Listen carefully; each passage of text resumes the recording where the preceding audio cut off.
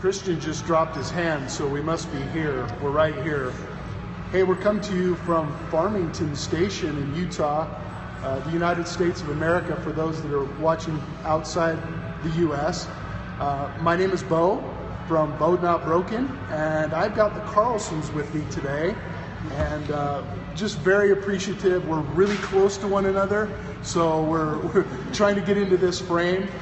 I asked them, and they've been so gracious to come and adapt and all that fun stuff, and we're going to get started right away. But I need to tell you that don't forget that you can watch this. We are on Periscope right now. We'll upload on YouTube, yada, yada, yada, all the things I normally say. And hopefully you'll continue to watch, pass it on, share it. All the great comments that we've had have just been, wonderful. Want to continue it, and I think the Carlsons will probably be guests quite often, because one show is not going to make this happen. So they are well, I'm going to let them tell you about themselves. So let's roll right into it. And this is not scripted. This is just off the cuff. So I know both of you, I'd like both of you to talk, but will you just tell us about your journey? Tell us about your relationship, how long you've been married, those kinds of things, and kind of, because you're both in motivation, you're both in fitness, you're both in all the things that I love and live for. So go ahead. All right, you want me to start? You can start. Sure. Start. All right, so we are Powerhouse Love Events. We got that way because we went through a lot of ups and downs in our relationship, and we finally one time said, okay, this is it. This is make or break. We're going to figure this out, or we're going to separate amicably. And we found some tools that finally helped, and we wanted to share those tools with other people. When did that happen? I mean, has that been a while, or 2 years ago? 2 years ago. Oh, good. Was Okay. the breaking point. Okay. Yeah. So it was as normal marriages are. It was like, I love you, but I want to strangle your neck. We're about 12 and a half years in, and I think like 1.5 of them was awesome, probably, if you strung it all So together. you were bowed and not broken That's in a right. relationship. That's what we could say, right? And Yeah. you obviously had faith in one another, and the ability, the courage to say, hey, we want to save this. We want to save this. You don't have to be specific about the issues, but I would imagine the normal issues of marriage, Absolutely. finances, things like that. Yeah. Any elaboration there? I mean, one thing that you might want to share that really was Not much. maybe I the think. difference between man and woman Just might be the teamwork, probably the most. That I think time and Effort. expectations. Yeah, expectations and effort, I think, are probably the best way to explain it. I think. I don't know. and your jobs at the time, finances were okay or not okay, or Up and down. They were up and down. Up I and spent down. 15 years in the car business, like we talked about. And Right. So it's kind of sales is always a feast or famine type industry, and I'm not one to I'm not a squirrel that puts my nuts away for the wintertime. That's a good way to put Yeah, it. there you go. My nuts are put away today. Good. So it was kind of one of those up and down roller coasters with finances, and then kids, and of course time. I was gone a lot. She was home with the kids, Right. and I expected a little bit more Leave It to Beaver than I was getting, as far as. Oh, you needed your lunch made for you? Exactly. I wanted to come Shirts home from work ironed. at Oh, okay. 11 o'clock at night and have her in a freshly pressed apron with a plate of cookies and pot roast on the table for me. Champagne and that That's- bubble bath, maybe? That's right. And what I had was a wife that had been with the kids for like 15 hours while I was away at work, and Right. needed me to give her some support. And so ultimately, as far as effort goes, neither of us was getting what we wanted from the other person, and so we weren't giving that for the other person either. Right. And so, and we weren't communicating about it. We both felt like it was all give, and there was no take. I felt like I was giving everything. He felt like he was giving everything, but neither of us felt feel and that's so very real filled out. for couples. Yeah. That's so very real. Their perception of their part in the relationship, right? Absolutely. What kind of examples did you guys have growing up? As far as marriage, and I know that might be a leading question, but a lot, we are a product of our environment sometimes, not all the time, but. And I think that was honestly a lot of it is we came from two very different homes. Jennie's family was very buttoned up, and any issues were under the rug or behind closed doors. My family, like, we'd go brawl in the backyard and come in 10 minutes later and like hug and Love each other. Yeah, right. exactly. Yeah. And eat a half a cow. Yeah, exactly. So, coming from those two different places, that was a lot of. I think a lot of marriages struggle that way with, like, I saw this, I expect this, and you're not providing that. And so a lot of our journey has been learning how to communicate and how to explain what we want, because neither of us necessarily wants what our families had or our parents had, and I hope that's okay. I feel like exactly. And they didn't want what their parents had either. Right. But we had to communicate that and get on the same page as far as, like, these are my expectations, and I can either drop them and we can get along, or I can continue to perpetuate that and be unhappy. Sure. So a lot of what I think we both found is a lot of the work didn't have to happen from her or from me. It was work on ourselves that was able to change the dynamic of our marriage. I thought he needed to do all the work. Sure. He needed to change. The guy I was always fine. does. Okay. I was fine. Right. You're good. And I definitely felt like she needed to do a little more on her end. Were you guys seeing other couples drop like flies as well as, like, many of us? Yeah, They drop absolutely. like flies around you? And, we lived in a neighborhood of a lot of younger families, and Right. it was really interesting to watch. Like, a few divorces a year basically happened, and sometimes there was carnage, and sometimes it was just like, hey, this ain't working, peace. We're gonna get along. Right. And I think people in general, especially in the culture that we have here, tend to get very involved in other people's stuff and take sides. Right. Right. It's like you feed on that drama. So we're talking about judgmental. Yeah, a little bit. That's something here on the show that we drop.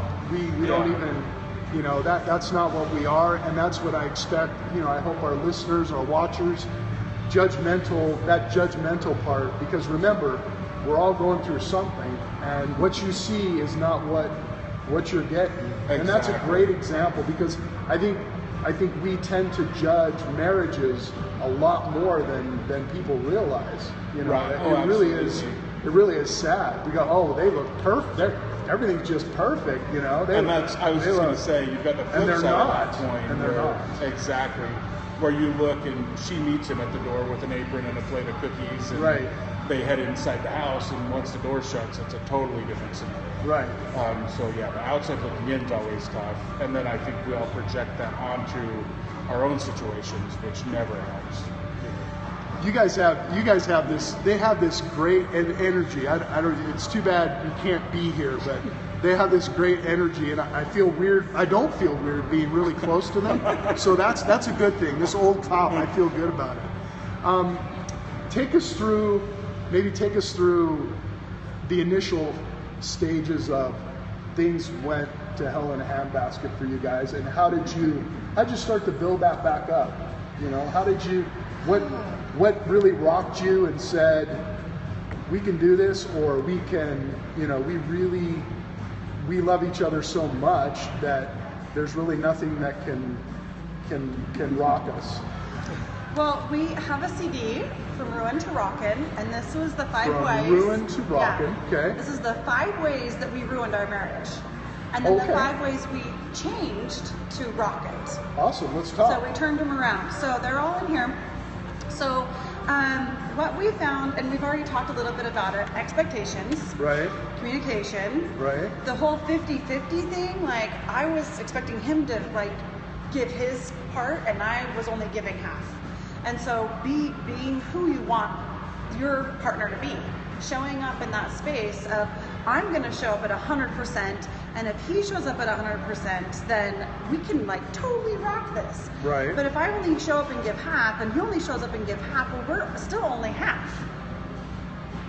That And there's makes sense. not a lot to give. Right. Like, I don't want to give half of my energy to him. Right. I only have half. I don't want to give any to him. So I in need math, 200% marriage is a whole heck of a lot better than 100% marriage. Absolutely. Makes sense. Yeah. So we just found some really simple tools. We went to a seminar. And it sounds really dumb. I love seminars. I'm a seminar junkie. And he's really hated them. But we had been going to therapists and counselors and spent thousands of dollars to go and have like polite fights in front of a what I'm counselor. hearing you say is, Well, you don't how like my hair. I feel like I get it. you. And then you get in the car and Not to bash Yeah, that type of Right. therapy, but I've been through it myself, and Yeah, it didn't work for us. me. Yeah, it didn't work for us either. And so we went to a seminar and we were just given really simple tools that my parents didn't teach me, his parents didn't teach him. We didn't learn in any of the books that we read. None of the counselors taught us. None of the audio tapes or, little 10 ways to rock your marriage or 5 ways to make her fall in love with you, on Facebook. Right. Like none of those taught these very simple principles about communication, about touch, about expectations, about non-judgment, and about that the work starts with you. You have to do the work on you. You can't expect your partner to do the work. Also, don't be a victim kind Right. of thing too. Exactly.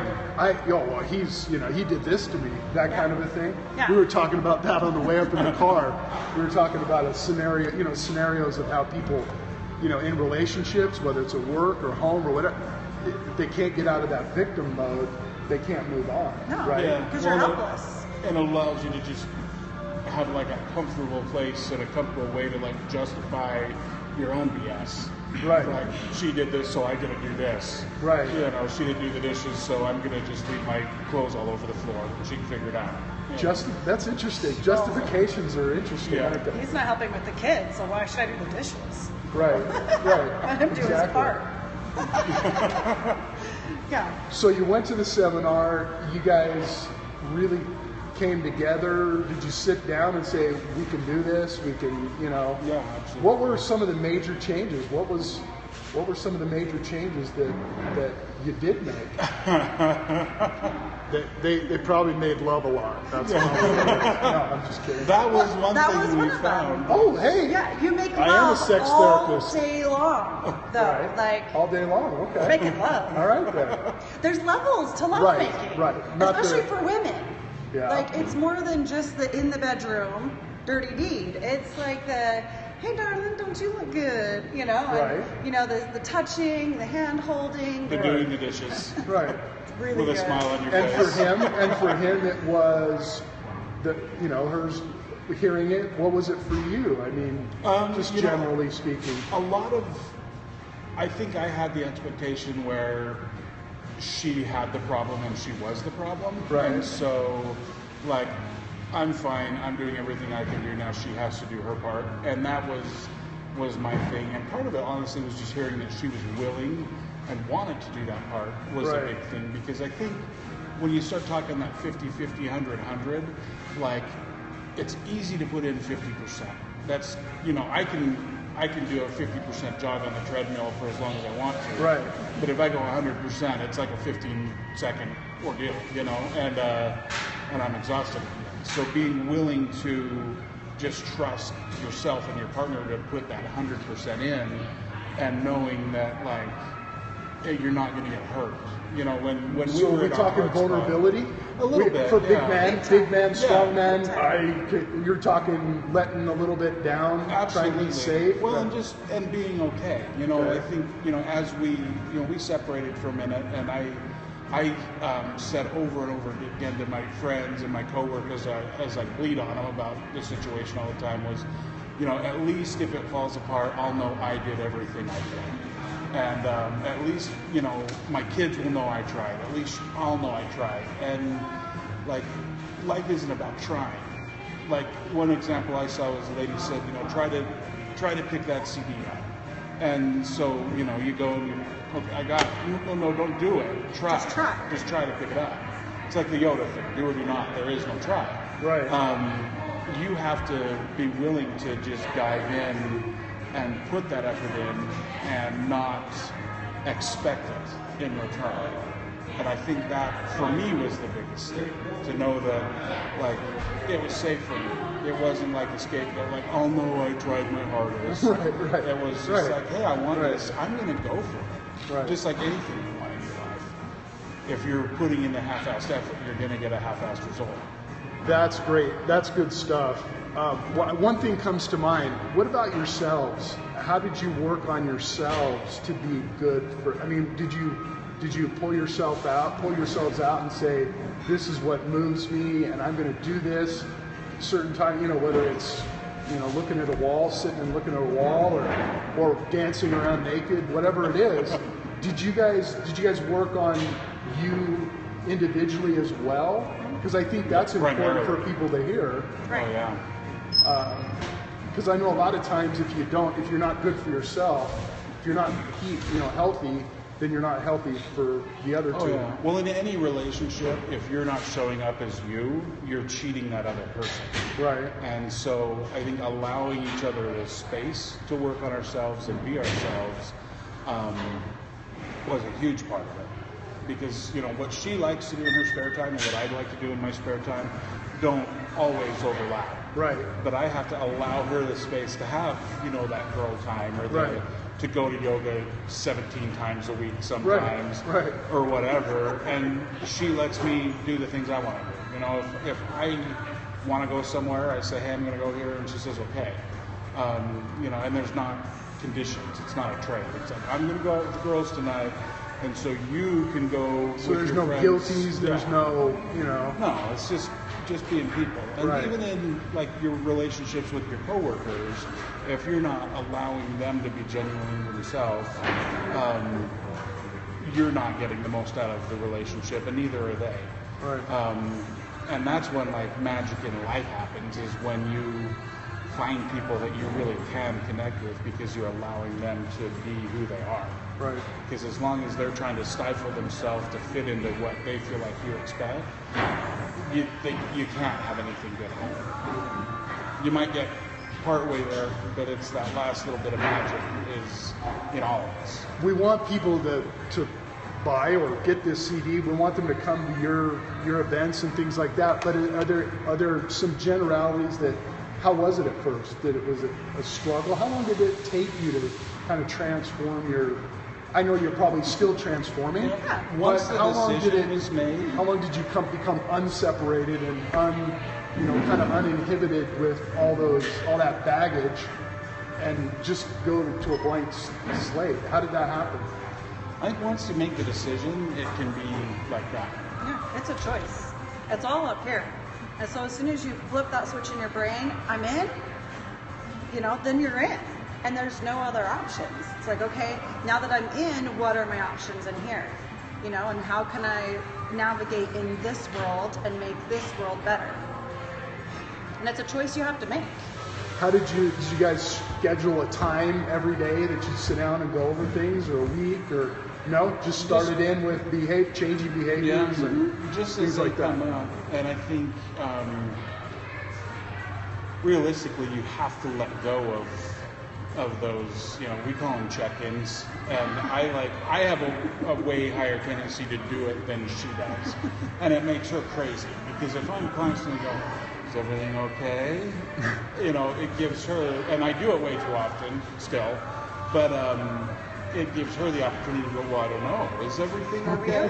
And you tell me what's going on. What do you see? Right. Power of questions. Ask the right questions. And then how awesome are we today?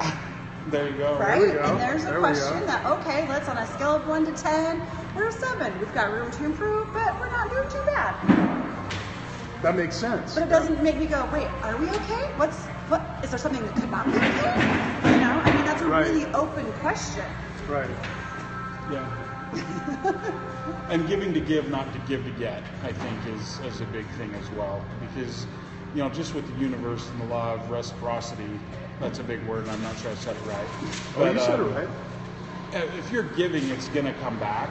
And like, for instance, I think a big thing that happens in relationships is like you check in by saying, you know, oh, I love you, and then you expect I love you back, and then if you don't get that back, it's like you shrink. You need to be saying that or doing the things you're doing, whether it's the dishes or a back rub or whatever, in order to give that service, not expecting a back rub in return. Right. And you can hope for that, but like if it doesn't come, it can't shatter your existence. So your together company is called Powerhouse Love. Powerhouse Love, and how long have you been doing that? You know, off and on, with different levels of effort for probably about a year. Okay. We have a really cool program we're doing right now that's an online program. It's $20 a month, and it's basically just a webinar. Right. Kind of a look into what we do and just some tips, and then there's some email communication and group mentoring that happens in between during Like the seminars or little one-on-one, or even one-on-ones we do if someone's willing to. coaching. Right. You know, there's different levels, of course, but you know, for $20 a month, you're going to get tools that if you actually use them, you're going to do better. And like you said, not to bash a different type, Right. but then you could spend, you know, you spend $150 an hour on a therapist to talk. If you're actually putting in the work for $20 a month, I think you're going to get way better results. Well, it seems like if you're getting it from someone that's gone through it and is still living it, it would mean a whole lot more. Oh, you know, absolutely. and the money it costs, it would, you know. What's the website? Is it Powerhouse Love? Powerhouse Love Events. PowerhouseLoveEvents.com. And there's just a little tab on our event company's website that says Conscious, Connected, Committed. That will, on that tab, it'll give them a little bit more about that program and what we do. It's Powerhouse Events. Powerhouse Love Events. Powerhouse Love Events. What can we tell people that aren't in a relationship but want to work on themselves and help themselves be better when they are in a relationship, whether they be young or old like me or something like that? What does that look like to you guys? Hi, that's me. I'm Jennie, Carlson, the body image builder. I'm a health and happiness coach. Okay. So personally, one-on-one, or I have some group mentoring programs, I help people discover their personal value and raise it. So you work on insecurities. I do, as yeah. well. So one of my favorite phrases is the guru is in you. You have the answers. I don't have the answers for you. You do. I help you go in and get rid of the crap that's blocking you from seeing it and raise it up and bring it out and live authentically who you're meant to be. That's pretty simple. That's pretty simple, right? But it's sounds harder, that way. yeah, but harder to do than probably anything else for somebody. Well, the ego really wants to get involved and like, no, this isn't who we are. We can't change. This is what we know. We don't want to get hurt. Right? Right. The ego tries to save us, and then we have our limiting beliefs, our fears, our anxieties, and then our past stories. You know, the stories of how we live. Oh, this is what we do. You know, and that was one of the big things for our relationship is I had a story, and he had a story, and they did not match up. So we had to like kind of come together and okay, what do we really want for our marriage? And we didn't write our story together. We wrote them separately, but when we lined them up, it was like, we want the same thing. You know, everybody wants to be loved, everyone wants to be accepted, everybody wants to move forward and have bigger and better things in their life. What's interesting is when I talk to people, a lot of times they think there's an age barrier to that. I'm sure you've helped people older than I and way younger than me as well, and in the sense that in their 20s or whatever, even I think it would be good for teenagers to Absolutely. you know, that's the thing. I really wish we could affect younger people, but I know they're in their families and they're getting a certain amount of culture there and stuff like that, but it sure seems like in many cases we're not being really healthy in the sense that we raise these young people, because I still have little ones too, to really love themselves, to really appreciate who they are for their differences, but also, not to just go with the flow, go with the culture, but stay true to themselves. And that's pretty. Athletics can teach you that sometimes as a team or as an individual, but we really don't do that, in real life. Oh, absolutely. And that's what we should be giving kids in school, is not, we had a teacher tell our daughter, you're just not good at this. And so she failed class and the teacher had given her the out, I'm not supposed to be a good keyboarding student. I can't type good. I can type well. There we go. And so in the long run, we could help her with her homework. We could grind on her and try and force her to do those things. But that teacher had said, no, you're not good. And so that just soundtrack played in the head over and over again. They should be helping kids to put these soundtracks in their head that are positive, that are that are empowering. And there's so many people in the educational community and just out there in the world in general that are excited about doing those things. It's kind of like we were talking before. It's like you go in with these great expectations, you're going to change the world, and your shine wears off real quick. And you realize, that's not what my boss wants me to do, or that's not what so-and-so wants to happen. I'm doing it wrong because I'm changing things. And so you stop. What's the Carlson household like? How many kids and all that fun stuff? We have 3 daughters. 3 daughters? Yes. So we've got a teenager, 12. She's turning 13 this year. So heaven help us. Yeah. We've got a 10-year-old, so another teenager, just stepping into her teenage years. And a 6-year-old that runs the world. And 3 girls and the big burly man. That's got to be interesting. I only have 1 daughter. I can't imagine having 3. That's a lot of fun. My toenails are usually painted. And, we have a good time. Girls love their dads. Yes, they do. Yes, they do, and their dads love them as well. Tell everybody about the big conference you've got coming up. What's it called? We host a natural living conference through Powerhouse Love Events that is all about all things natural and about helping people to make that connection and build a community that is more integrated than we have now.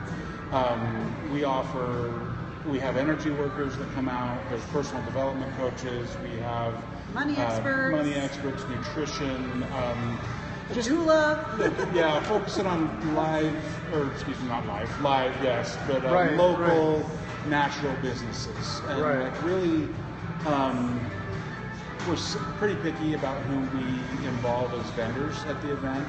But I think we've got 35 speakers going in 5 or 6 different auditoriums throughout the day and breakout sessions. Plus, we've got a natural marketplace that there will be 60 to 70 vendors in there that'll have all kinds of products and services that are more in that natural realm. And our goal, like we were talking about before, is to integrate a community, to introduce people to things that they might not have found otherwise.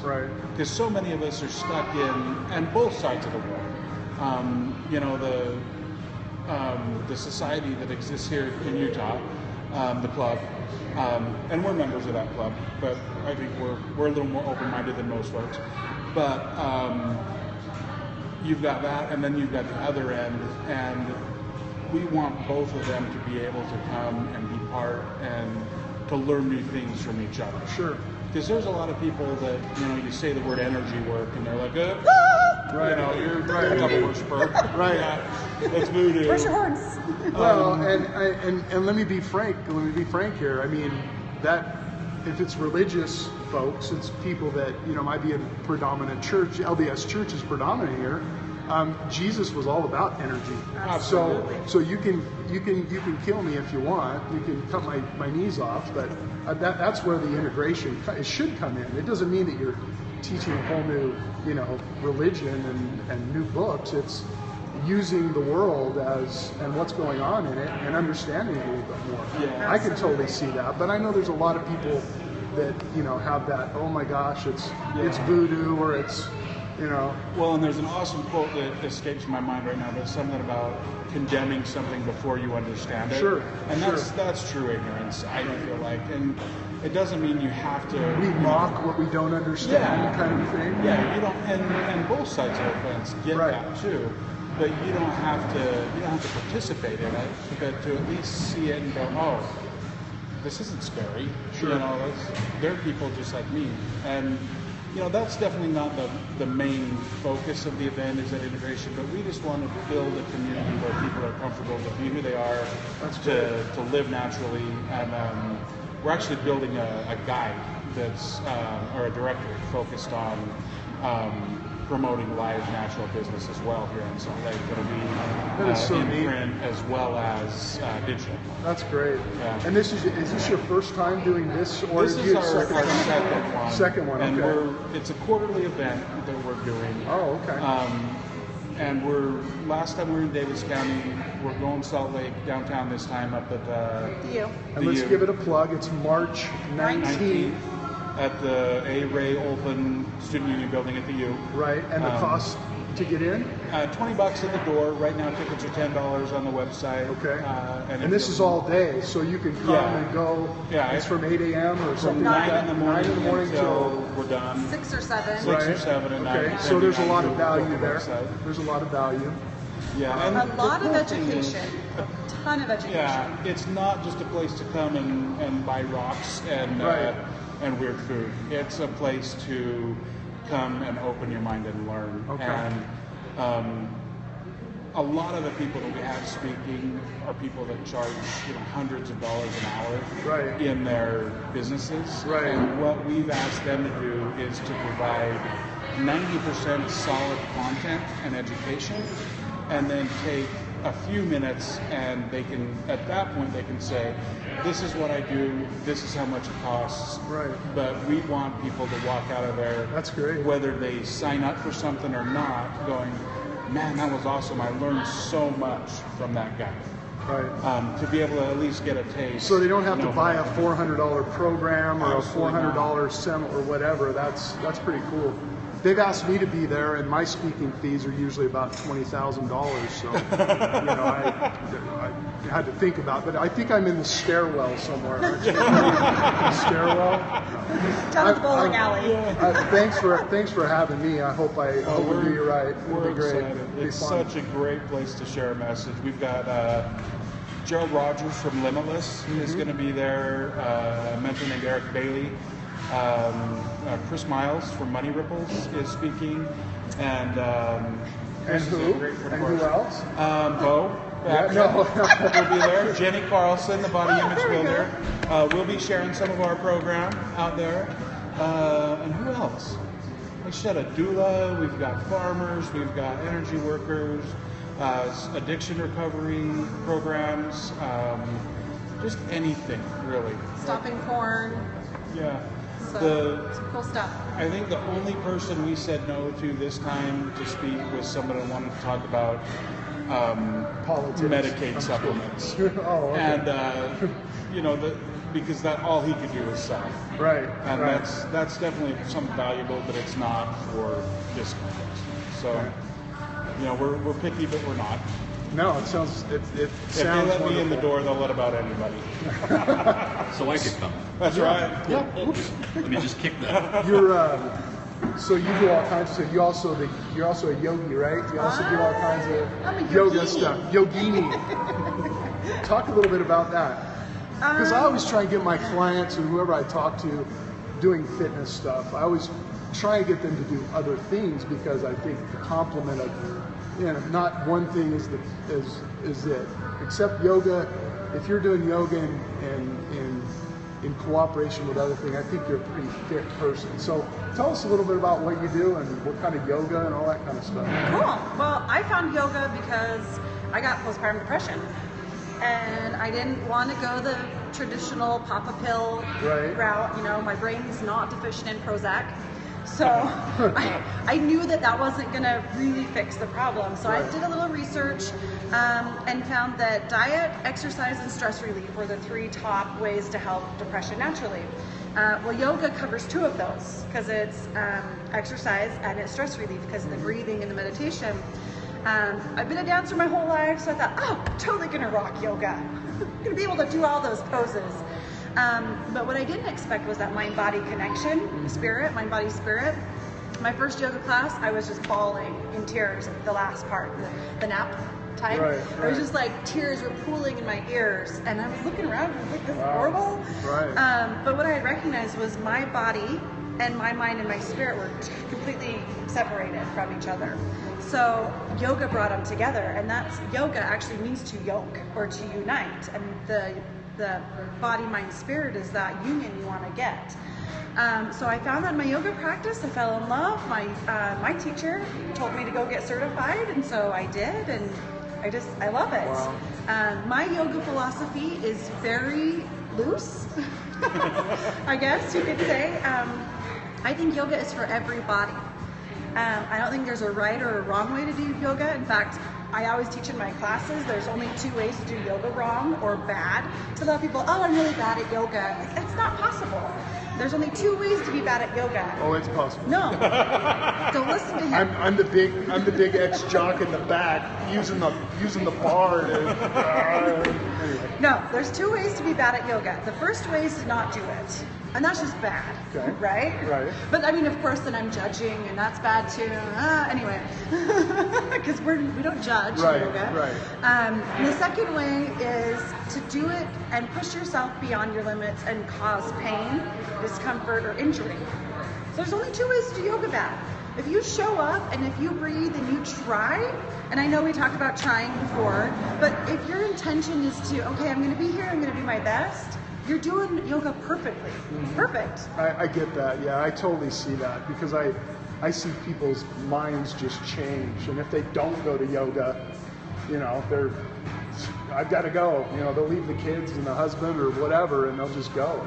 Yeah. So that's neat. That's really neat. Yeah. It's called the yoga high. You finish a class and it's like, Yoga stones. I just want to get some of my folks to not do the sugar high and do the yoga high. That looks pretty nice. And there's a really beautiful studio here at Station Park. I'm looking at it right now, and I'm watching them do handstands, and I'm like, oh, so jealous. But Root to Rise here at Station Park, really phenomenal studio, amazing instructors. Of course, I'm a little biased, but awesome. So that's a really good one here in Farmington, Utah. You guys are on Facebook, and you're obviously you have your website. You have what else? What other things can we tell people about? I hope they'll become friends. Your page for the convention is there. What else can we throw out there? Boy, I think we've covered most of it. We kind of dabble in a little of everything. And I do personal coaching as well. I do sales and entrepreneurship coaching. And so that's kind of the only thing we haven't really talked about that we do, but I'm okay with that because I'm more excited about the natural living conferences and the directory that we're putting out there. And that's going to be a super cool product for small local businesses or individuals in like coaching type fields or fitness people, yoga instructors that are teaching out of their house to be able to get a little bit of out there without spending thousands and thousands of dollars to advertise. So, and we'll be rolling more and more of that out over the next probably 30 to 60 days. But come to the conference and be part of that community. That's really what we're trying to do is just build a community of like-minded people that just want to get together and have fun. Thanks. Both BEAU'D, Not Broken. And you can see they've gone through their trials and tribulations and still probably will, but just great attitudes. You guys are, like I said, I said before, every show gets a little bit better, but I don't know how you get much better than this one. I hope you guys will come back on. I hope you come back on. I can't wait for the conference, and maybe we'll do something you know, the day of or the day before or something like that to kind of promote that, because there's a lot of good things going on. But I appreciate you coming on. I really do. Thanks for having us. You guys are awesome. That's awesome. There's the dynamic duo right there. You know, we just need to get them. We just need to get them tomorrow in their superhero shirts so they can have BEAU'D Friday. Don't forget it's BEAU'D Friday tomorrow. Thanks everybody for watching, and again, go to all the media sites. Go to the website BEAU'DnotBroken.com, and you can see this on that, and you can also see it on all the social media sites. I want to thank Christian Jensen behind the camera again, trying to block out the sound. Again, we're raw, and we're coming to you from just this little bungalow here in Farmington Station. So everybody have a great day, and remember, it's all about the Bend.